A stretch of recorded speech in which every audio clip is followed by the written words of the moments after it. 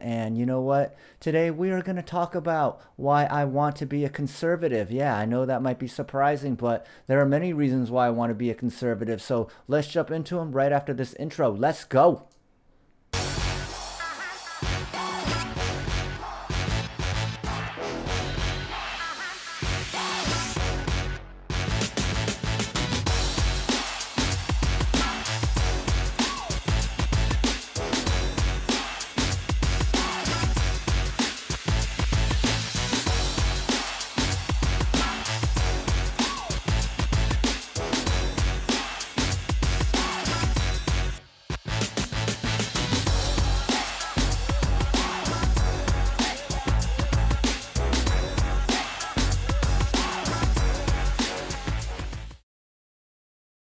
All right, all right. Good morning, everyone. Good morning. I hope everyone's having a great morning on this Tuesday. Yes, we are here in the laboratory, not the laboratory. What am I talking about? We are here in my living room. Yes, we are here in my living room.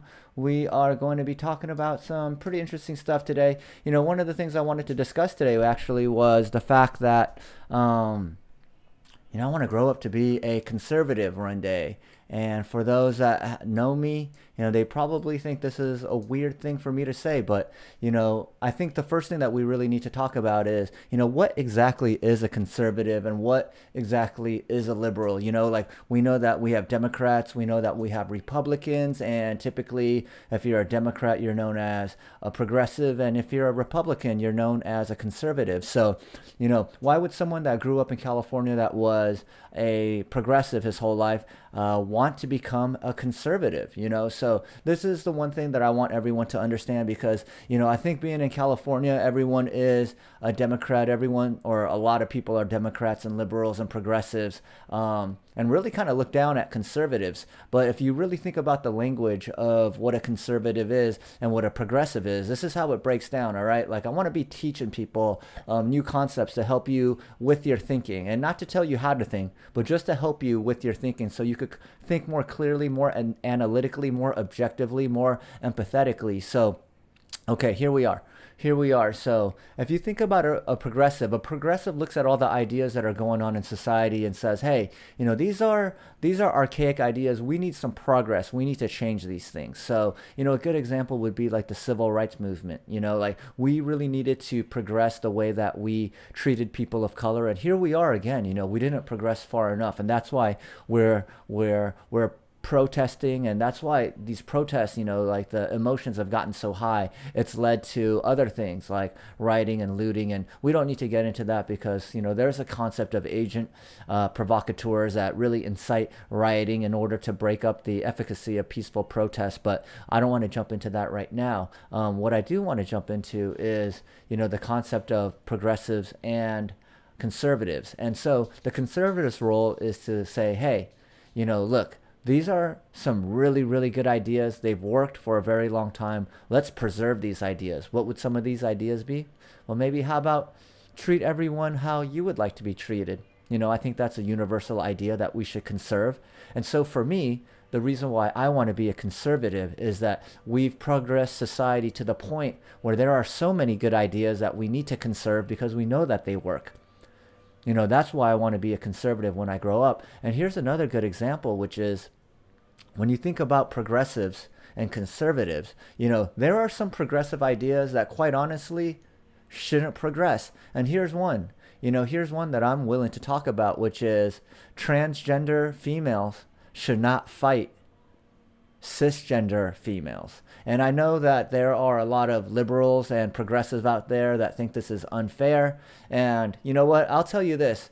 Out of all the people that I think or that I've spoken to that think that this is unfair, none of them have ever gotten into a ring. None of them have ever gotten into a fight. None of them really understand the physics and mechanics of what is different between a man and a woman. And even if a transgender woman, starts taking hormones and different things to alter her body, she still had many, many years of having testosterone course through her body, making her bones thicker. And it's not just that; it's the shoulder to waist ratio. The shoulder to waist ratio ratio is what allows, when you see people that could punch really hard, it's not because they have some magic power. It's because the shoulder to their waist ratio allows them to get more torque in the technique. And guess what? Men on average have much greater shoulder to waist ratio than women. Now, when it comes to lower body strength, pound for pound, women and men are equally strong. So we're not talking about lower body strength here. We're talking about punching strength. And this is when it starts getting really interesting, is when you have transgender women fight cisgender women. We have one, Fallon Fox, and Joe Rogan got into a lot of trouble. But you know what? Fallon Fox delivered a knee to a woman's head and caved her skull in. So yes, to me, transgender women fighting cisgender women, that's not an idea that we should be progressing. We should conserve the idea that men fight men, women fight women, and children compete against other children. This is why children who weigh 130 pounds do not compete against a man like me who also weighs 130 pounds. The biological difference, it's not just a weight issue. It's a bone density issue. It's a muscle density issue. And that's not to say women couldn't kick men's ass, because I know plenty of women who could kick men's asses. A lot of them at my gym could. My 2 daughters could probably out-grapple a lot of guys their weight. But when it comes to punching, when it comes to inflicting damage, those that have ever been in a gym will tell you, getting hit by a man and getting hit by a woman is not the same. And you are not going to be fighting many cisgender women that are saying, yes, I want to fight transgender women. I've seen the results, and it's not pretty. It's like the same thing. When I sparred a 130-pound 15-year-old, I weigh 125, so you would think, yeah, it's fair. And he has more testosterone. He's faster. I'm out of shape. But you know what? There's something about having 43 years of training, and that 130 pounds isn't the same. It's just not the same. The control that I have over my body is different than what a 15-year-old has. Yeah, he's more explosive. Yeah, he probably has more stamina. But the muscle memory that my body carries, just like the shoulder to waist ratio that my body carries, that torque. Dude, all you need to do is go look at fight science and sports science and look at the hardest punches of women and look at the hardest punches of men that weigh the same. It's not the same. Having a transgender man hit a woman is not the same as having another woman hit a woman. This is why they say men shouldn't hit women. We should not progress the idea that transgender women should fight cisgender women.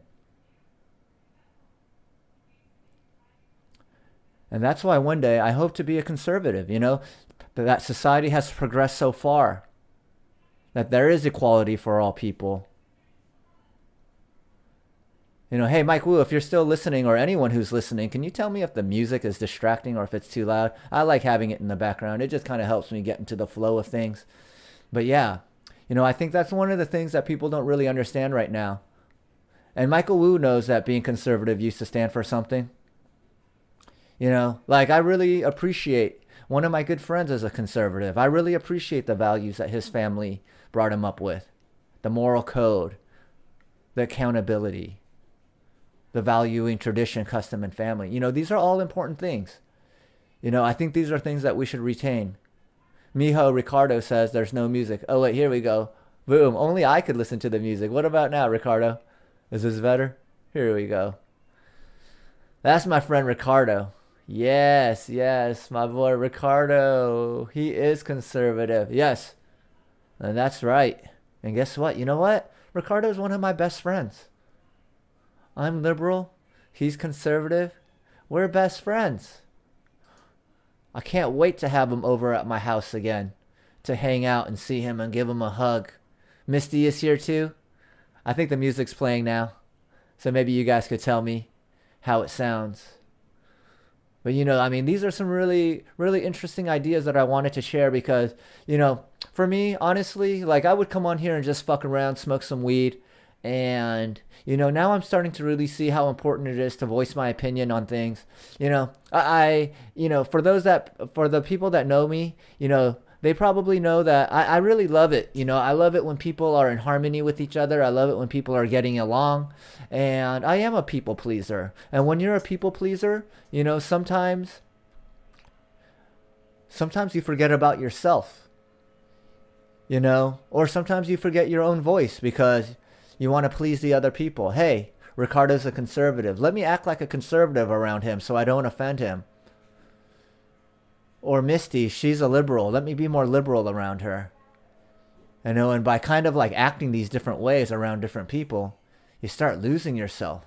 And this is why I hate being a social media influencer. They say something wrong, they lose followers, and then they change what they say. They're not really saying what's on their mind. So I think this is an important time to say what's on your mind. And, this concept of progressives and liberals has been on my mind. Like, why can't we, or progressives and conservatives, like, why can't we get along? Liberals always say, be open-minded. But if you're not as open-minded as a liberal all of a sudden, they don't agree with you? That doesn't make sense to me. That doesn't make sense to me either. So just more understanding, more empathy, pushing yourself to try and understand other people's positions. That's a good start. And that's why I wanted to learn more about conservatism, because I was a liberal. So this ties back to what I was talking about yesterday about steel manning and straw manning someone's argument. If you straw man a liberal's argument, you just say, oh, you're just a snowflake. You don't want to worry about yourself. You just want to focus on other people's problems. You have all the problems. Focus on your own problems. That's straw manning the liberals' argument. And straw manning the conservatives' argument is you just look out for yourself. You don't care about other people. You're overly nationalistic. That's straw manning the conservatives' argument. When you steel man their argument, you would go, hey, look, I know that conservatives, they value family values. They value tradition. They value self-accountability. They value pulling yourself up by your bootstraps and believing in yourself and doing more. That's how you steel man. That's how you steel man the conservatives' argument. And how you steel man the Democrats' argument is you say, hey, look, I understand. I understand that you're looking out for the greater good. I understand that you're not always looking out for yourself. I understand that there's other problems other than my problems that I want to focus on. That's how you steel man the opposition's argument. And that's how you start building bridges. That's why me and my boy Ricardo, we handed out 600 meals 2 weeks ago. We were trying to do 1,000, but guess what? Not to brag, but we didn't hand out 1,000 peanut butter and jelly sandwiches. We handed out 600 Michelin-rated paella bowls. So yummy, so tasty. I drove around with that in my trunk, and I was so fucking hungry. I wanted to eat it so bad, but you know what? This was for the people. So red or blue, what we wanted to do was feed people working in the green of cannabis. Oh man, that felt so good. That felt so good to help all those people through Burner Lab. That was so freaking dope. So dope that I think I should be like, boom, Burner Lab. That's our sponsor, baby. That's how we do it. Yes. And do I believe compassion will win? I do. Do I believe love will win? I do. I believe all those things. Is it going to be easy? Of course not. It's not going to be easy. It's not going to be easy, but it's going to be worth it. And that's another thing. Another conservative value is fulfillment. Working hard to do things that make you feel fulfilled. That's something we should conserve. That's something we should remember. It's not always about automating and taking the easy way out. Because you might be happy automating something, make it easier.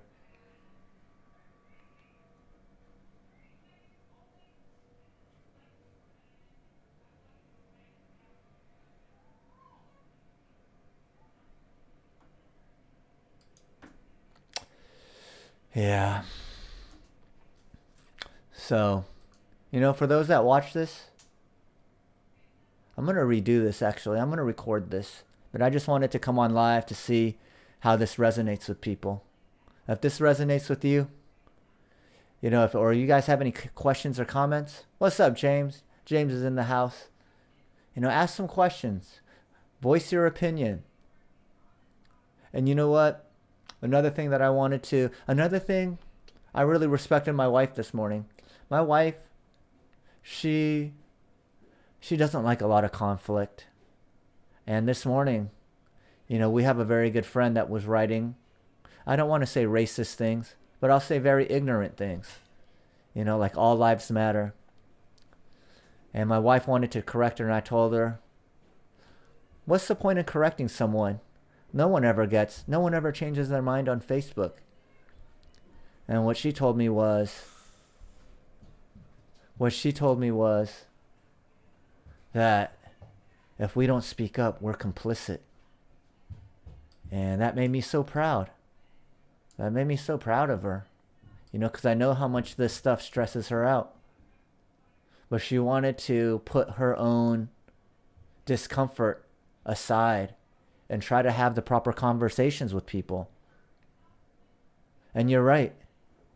Divide and conquer. When I was younger, or not when I was younger, a few years ago, I read a book about cult leaders and how they come into power.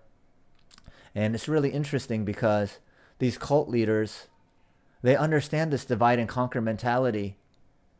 They understand that when you are divided, it's easy to brainwash. It's easy to put people on one side. It's easy to get people to look at the others as the enemy. And when you look at the others as an enemy, and when you dehumanize them, it's exactly what it sounds. You don't look at them as human anymore. And when you don't look at people as human anymore, you could do vile and awful things to them. And that's why it's very important to keep humanity alive. Hey, thank you for all the people tuning in. I'm glad this is resonating with you guys, because I've been really trying to get closer to what I want to say. Get away from CEO Sabo. Get away from smoking cannabis Sabo. Those are two different personalities of mine. Those are ones that are here to perform, to let you know, like, we're about to sell something or to raise money. But this is a true me here. I'm trying to practice what I'm telling people, which is to get to know yourself better, so you understand how you feel.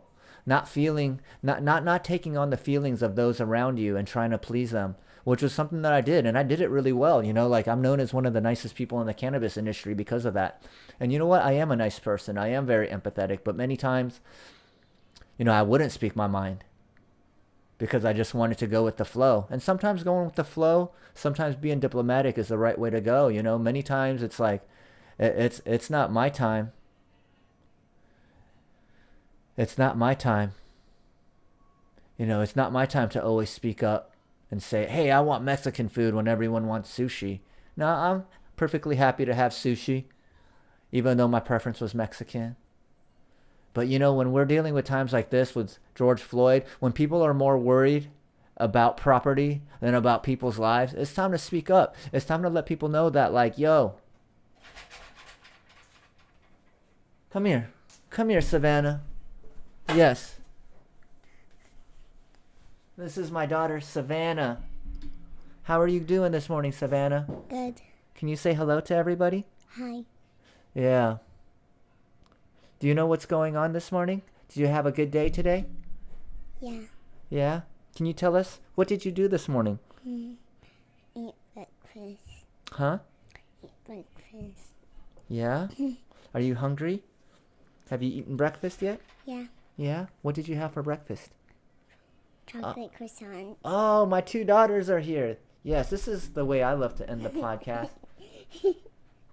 Yeah. Sophie's here. You know what Daddy's talking about? Mm-hmm. Daddy's talking about a lot of different things this morning, but mostly how we want to be fair and how we want to treat other people. What are some of the things that we talked about in our household about treating other people? Do you want to say something, Sophie? Do you feel like talking? No? You don't have to. But what about you, Savannah? How should we treat people? Should we treat them nice or should we be mean to them? What do you think? Treat them nice. Yeah. And people that are out there that that are hurting and crying, what should we do for them? Give them love. Give them love. Yeah. You know, you're such a smart little girl for being so young. And what's your favorite thing to do? Can you tell me?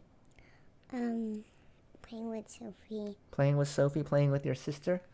And what do you think of family? Is family important to you? Mhm. Yeah. What do you want to say anything about our family? No. No? Do you want to say anything about yourself? Is there anything you want to tell all the people watching out there? Hi. Hi. Yeah. Okay, you gonna go? See you later.